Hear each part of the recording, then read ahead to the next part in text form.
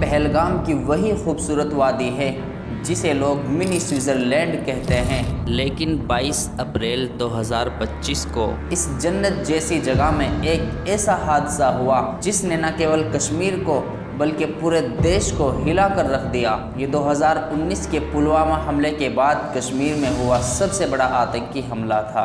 बेसारन घाटी में हुए आतंकी हमले ने 26 बेगुनाह लोगों की जान ले ली। इनमें 2 विदेशी थे, एक संयुक्त अरब अमीरात से और दूसरा नेपाल से, और 2 स्थानीय लोग। सभी 26 के 26 पुरुष थे। आज हम आपको इस घटना की पूरी कहानी, इसके प्रभाव और इसके आगे की कार्रवाई के बारे में बताएंगे। 22 अप्रैल 2:45 पर पहलगाम से थोड़ी ही दूर बेसारन घाटी में पर्यटक अपनी छुट्टियों का आनंद ले रहे थे।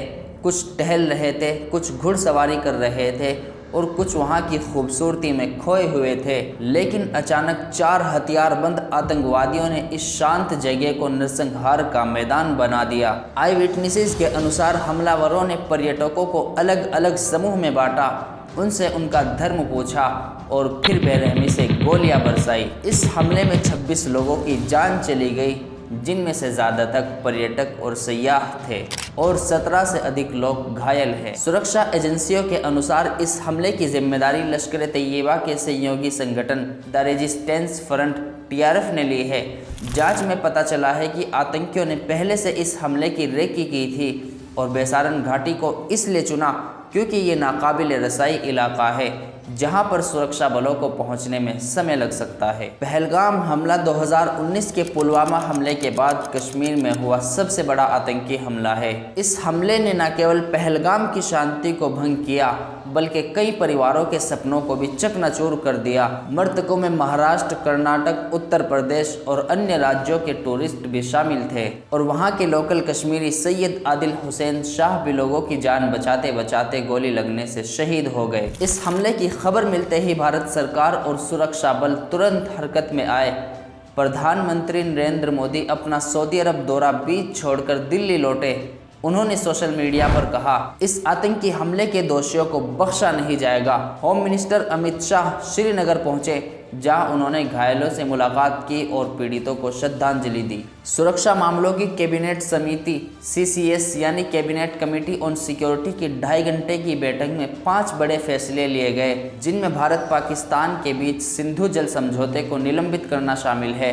भारतीय सेना CRPF और जम्मू कश्मीर पुलिस ने बेसारन, पहलगाम और अनंतनाग में सर्च ऑपरेशन शुरू किया है और उनके स्केच भी जारी किए गए हैं। रक्षा मंत्री राजनाथ सिंह ने कहा, इस हमले का मुंहतोड़ जवाब दिया जाएगा। वैश्विक समुदाय ने भी इस हमले की कड़ी निंदा की है। अमेरिकी राष्ट्रपति डोनाल्ड ट्रंप, रूसी राष्ट्रपति व्लादिमीर पुतिन और कई अन्य नेताओं ने भी भारत के साथ एकजुटता का ऐलान किया है। इस हमले ने पहलगाम की रौनक को छीन लिया है, जहां कभी टूरिस्टों और सयाहों की भीड़ और बच्चों की हंसी गूंजती थी, अब वहां पर सन्नाटा और डर का माहौल है। स्थानीय लोगों ने हमले के खिलाफ कैंडल मार्च निकाला, पूरे कश्मीर में सोग मनाया गया और दोषियों को सजा देने की मांग की। पहलगाम आतंकी हमला केवल एक घटना नहीं बल्कि पूरी मानवता पर एक हमला है। इस हमले ने हमें एक बार फिर याद दिला दिया है कि आतंकवाद के खिलाफ हमारी लड़ाई अभी खत्म नहीं हुई है। भारत सरकार और सुरक्षा बलों पर अब इस हमले का जवाब देने की जिम्मेदारी है, लेकिन ये जिम्मेदारी केवल सरकार की नहीं बल्कि हम सब की भी है।